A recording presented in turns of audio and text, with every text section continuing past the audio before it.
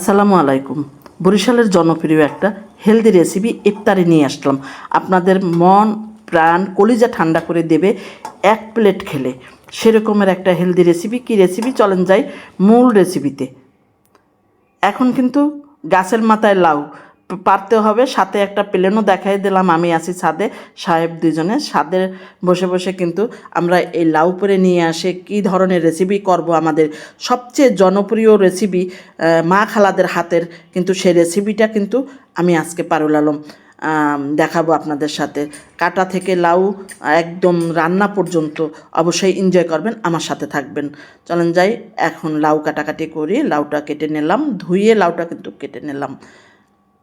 কেটে আমি কয়েকটা ফালা করে নিতে আসি। দেখেন, ভালোই লাগে নিজের গাছের লাউ দিয়ে যদি যে কোনো রান্না করি, তা অন্যরকম একটা স্বাদ।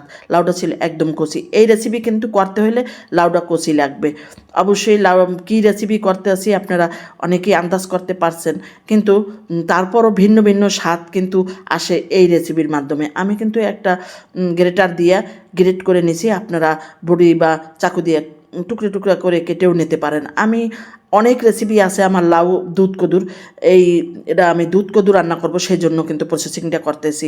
দর্শক বন্ধুরা, আমার ভিন্ন ভিন্ন স্বাদের দুধ কদুর রেসিপি কিন্তু আপনারা ইউটিউব চ্যানেলে এবং ফেসবুক পেজে অবশ্যই দেখতে পাবেন।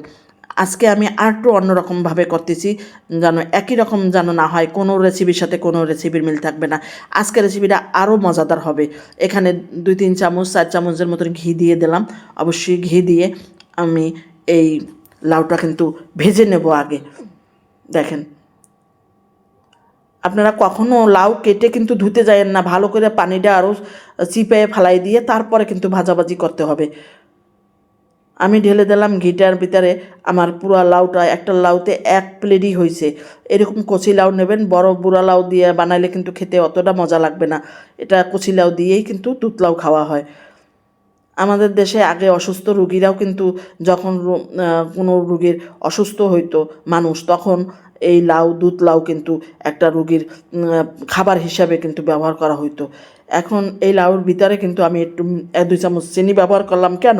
আগে এই লাউর ভিতরে কিন্তু চিনিটা ঢুকবে এবং খেতে ভালো লাগবে। যখন আমরা দুধের ভিতরে দেব চিনি দিয়ে, তখন কিন্তু এই লাউটার ভিতরে একটু পানসা পানসা লাগে। আপনারা খেয়াল করে দেখেন, যে যারা খেয়েছেন তারা খেয়াল করে দেখবেন। এই জন্যই এই পদ্ধতি করে দিলাম। প্রত্যেকটা টিপস সহকারে কিন্তু আমি দেখাইতেছি। এখানে 1.5 লিটার দুধের ভিতরে কিন্তু দুধ ঢেলে দিলাম একটা কড়ের ভিতরে। এখন কিন্তু রান্নার প্রসেসিংয়ে যাব। আমি কিন্তু ওখানে ভালো করে কিন্তু পানি শুকিয়ে নিয়েছি। অবশ্যই পানি শুকিয়ে তারপর তুলে রাখবেন।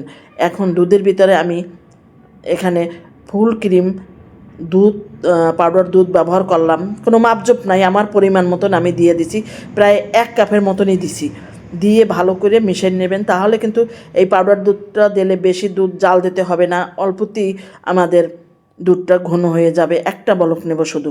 দেখেন, একটা বলক হয়ে গেল, একটা বলক। এখন আমি কিন্তু সাবুদানা ভিজিয়ে রাখছিলাম প্রায় 1 ঘন্টার মতন, সেই সাবুদানাটা ব্যবহার করলাম। আমি কি কি ইনগ্রিডিয়েন্টস ব্যবহার করি সেটা একটু দেখতে থাকবেন।